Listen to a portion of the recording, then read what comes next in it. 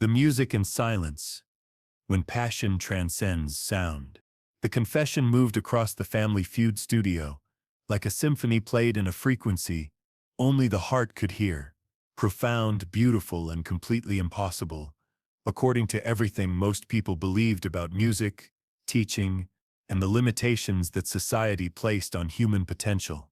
Steve Harvey stood at his podium, his confident demeanor shifting as he processed what he'd just heard, recognizing that this answer would challenge every assumption about ability, disability, and what it truly means to understand music. 39-year-old Carlos Martinez stood at the contestant podium, with the quiet confidence of someone who had spent decades proving that impossible was just another word for unexplored. His dark hair was slightly disheveled from the nervous habit of running his hands through it when he was thinking, and his brown eyes held the particular intensity of someone who experienced the world differently than most people could imagine. "We asked 100 people," Steve had announced with his trademark enthusiasm. "Name something people think you can't do." He'd expected the typical responses that would generate knowing nods and maybe some inspiration. Succeed without a college degree, perhaps. Start a business after 50. Overcome a difficult childhood. The kinds of limitations that were ultimately surmountable, the sort that would light up the board and remind everyone that determination could conquer most obstacles. Instead, Carlos looked directly into Steve's eyes with the steady gaze of someone who had built an entire career around defying expectations, and delivered 13 words that would transform this episode from entertainment into something approaching a masterclass in human potential. "Teach children to love music when I've never heard it." The studio fell into a silence so complete it seemed to absorb the very concept of sound. Not the comfortable quiet of reflection, but the profound silence that follows a revelation so counterintuitive it forces everyone to reconsider their understanding of how the world works. Steve's perpetual motion stilled as he recognized that this wasn't just about overcoming disability. This was about redefining what disability meant. Behind the cameras, producers scrambled to understand what was happening.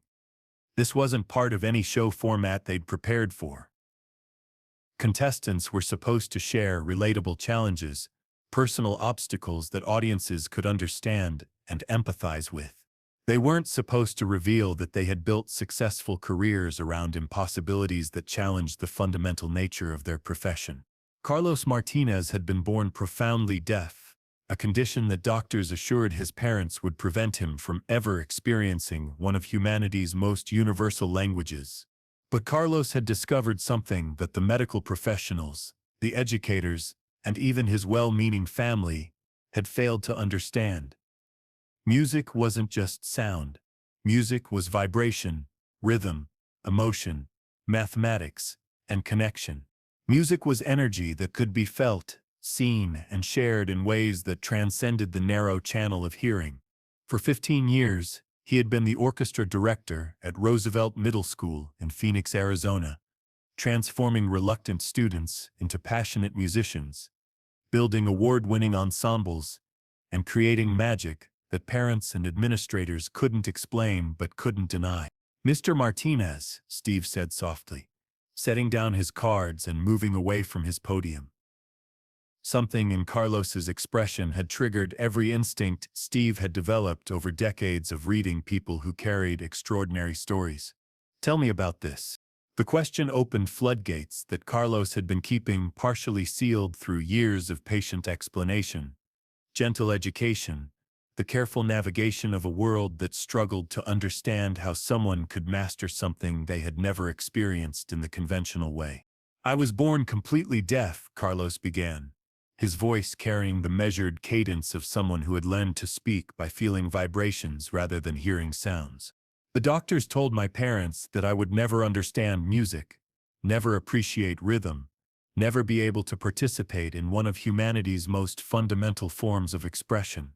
The Martinez family stood at their team podium. His wife Elena, his teenage daughter Isabella, his son Miguel, and his mother Carmen, all of them beaming with pride as Carlos shared the story they had watched unfold over decades. This game show appearance was their chance to show the world what they had always known, that Carlos wasn't disabled by his deafness. He was gifted with a different way of understanding music. "How do you teach music?" Steve asked, genuinely curious. "If you can't hear it." "I feel it," Carlos replied immediately, placing his hand over his heart. "Music isn't just sound waves hitting your eardrums. Music is mathematics, patterns, relationships, structures that you can see and feel. Music is vibration that travels through your body, through the floor, through the air in ways that bypass your ears entirely." The rival family, the Johnson clan from Alabama, stood frozen at their podium.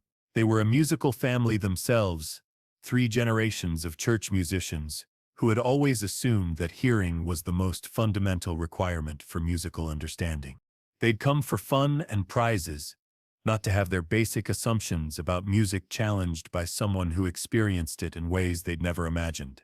"Tell me about your students," Steve said, moving closer to Carlos with the fascination of someone discovering a completely new perspective on familiar territory.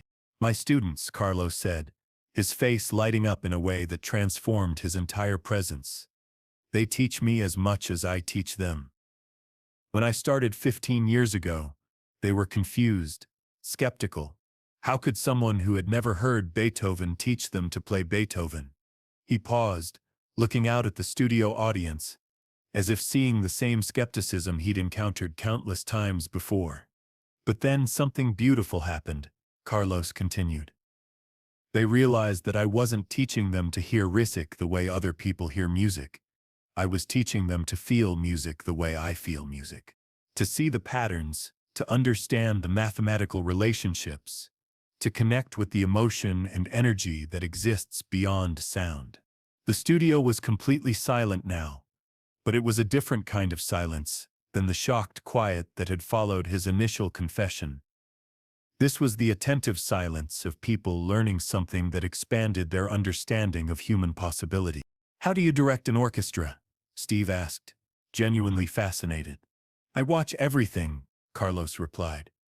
"I see the movement of the bows across the strings, the way the students' bodies move when they're playing in rhythm, the facial expressions that tell me whether they're connecting with the emotion of the piece.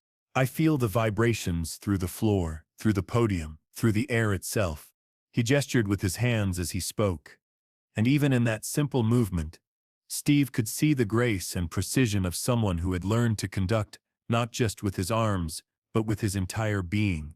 "Most importantly," Carlos continued, "I watch their faces. Music isn't just about technical perfection. Mick is about emotion, about connection, about the moment when a group of individuals becomes something larger than themselves. I can see that moment happen, even if I can't hear it." The Johnson family found themselves completely captivated by Carlos's explanation. Sarah Johnson, who had been playing piano since she was 4 years old, whispered to her daughter, "I never thought about music like that before." "What's the most challenging part?" Steve asked. "The most challenging part," Carlos said, his voice carrying a weight that suggested years of navigating misunderstanding, "isn't the teaching. The challenging part is convincing people that I belong in the music room." Parents, administrators, even other teachers sometimes question whether someone who has never heard music can truly understand it.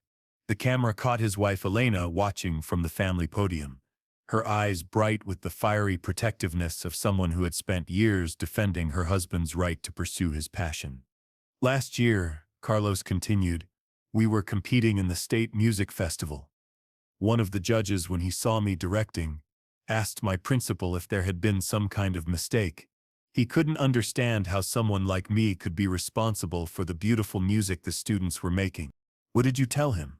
Steve asked. "I didn't say anything," Carlos replied with a smile that held both humor and quiet dignity. "I let the music speak for itself. We won first place in our division, and afterwards, the judge came up to me and apologized. He said he had learned something important about assumptions that day." Steve felt something shift in his understanding of limitation and possibility. This wasn't just about one man overcoming a disability. This was about redefining what disability meant, about understanding that different abilities could lead to different forms of excellence. "Carlos," Steve said, using his first name now, making the connection more personal. What would you say to someone who thinks that deafness disqualifies you from music?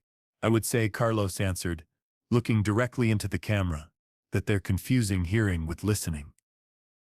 I may not be able to hear music the way you hear music, but I listen to music in ways that go beyond sound. I listen with my whole body, with my mind, with my heart. The studio audience began to react, not with applause but with the quiet sounds of people processing a perspective that challenged their fundamental assumptions about sensory experience and artistic understanding. And I would say, Carlos continued, that my students don't just learn to play their instruments when they work with me. They learn that music is bigger than any single sense, that beauty can be experienced in multiple ways, that limitation is often just another word for undiscovered possibility. Steve began removing his suit jacket, his movements deliberate and symbolic. The jacket was navy blue, perfectly tailored, representing success achieved through conventional methods and traditional pathways.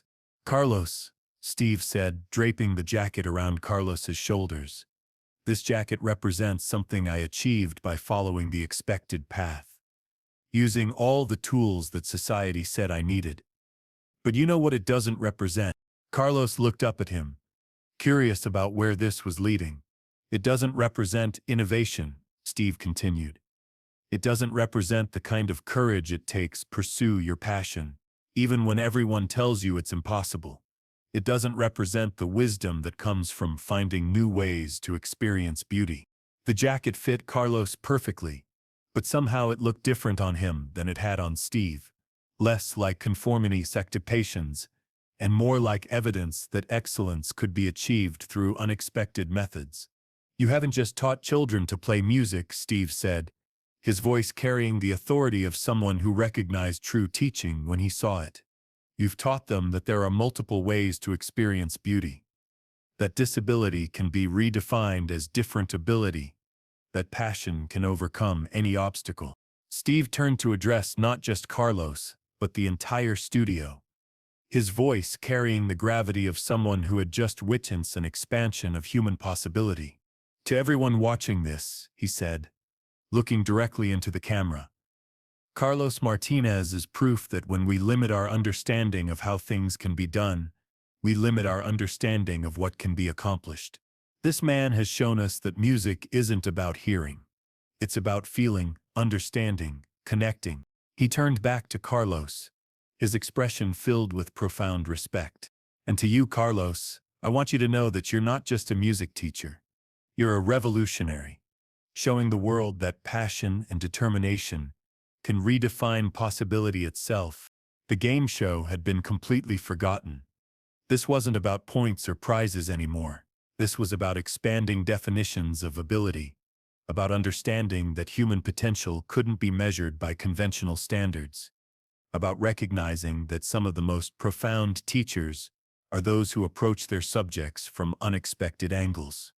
There's something I want to share, Carlos said, reaching into his jacket pocket and pulling out his phone. This is a video my students made for me last year for Teacher Appreciation Week.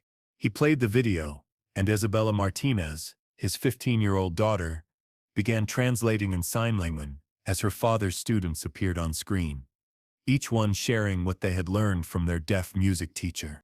Mr. Martinez taught me that music isn't just something you hear, it's something you feel in your whole body, said a young violinist. He showed me that rhythm isn't about sound, it's about connection, shared a drummer. Before his class, I thought music was just noise, admitted a reluctant trumpet player. But he taught me that music is emotion, and you don't need ears to feel emotion. The studio was transfixed as student after student testified to the profound impact of being taught music by someone who experienced it differently than they did. He doesn't just teach us to play instruments, concluded the video with a statement from the entire orchestra. He teaches us that there are many ways to be excellent, many ways to connect, many ways to understand beauty. The studio erupted, not in typical game show applause, but in the kind of sustained, emotional response that recognizes something truly extraordinary. Elena Martinez, left the family podium, and crossed the stage to her husband, embracing him as the audience continued to celebrate not just his achievement, but his redefinition of what achievement could look like. 6 months later, Steve Harvey received a package from Phoenix. Inside was a CD of the Roosevelt Middle School Orchestra, performing a piece that Carlos had arranged specifically for his students, a composition that emphasized rhythm and vibration in ways that allowed him to conduct with even more precision and passion than traditional pieces. The note attached read, "Mr. Harvey, this piece was inspired by our conversation. It's called The Music in Silence, and it's designed to be felt as much as heard. My students understand now that music is a universal language that transcends any single sense. They've learned that their deaf conductor doesn't have a disability. He has a different ability that has made them better musicians and better people." Today, Carlos Martinez continues to direct the Roosevelt Middle School Orchestra, which has won multiple state championships and become a model for inclusive music education. His teaching methods have been studied by music educators across the country, and he speaks at conferences about redefining disability in the arts. His students, many of whom have gone on to professional musical careers, credit Carlos not just with teaching them music, but with teaching them that excellence can be achieved through unexpected paths, that passion can overcome any perceived limitation, and that some of the most profound understanding comes from approaching familiar subjects from unfamiliar angles. The jacket that Steve gave Carlos still hangs in his office at school. But it's what surrounds the jacket that tells the real story.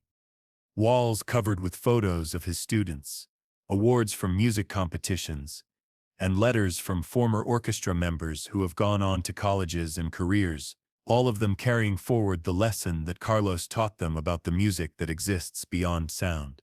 Carlos Martinez proved that when passion meets determination, when different abilities are recognized as valuable rather than limiting, when we expand our definitions of how things can be done, we discover that human potential is far greater than our assumptions suggest.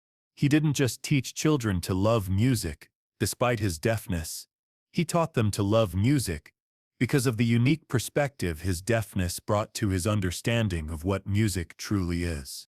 Sometimes the most profound teachers are those who show us that our limitations are just invitations to find new ways of achieving the impossible.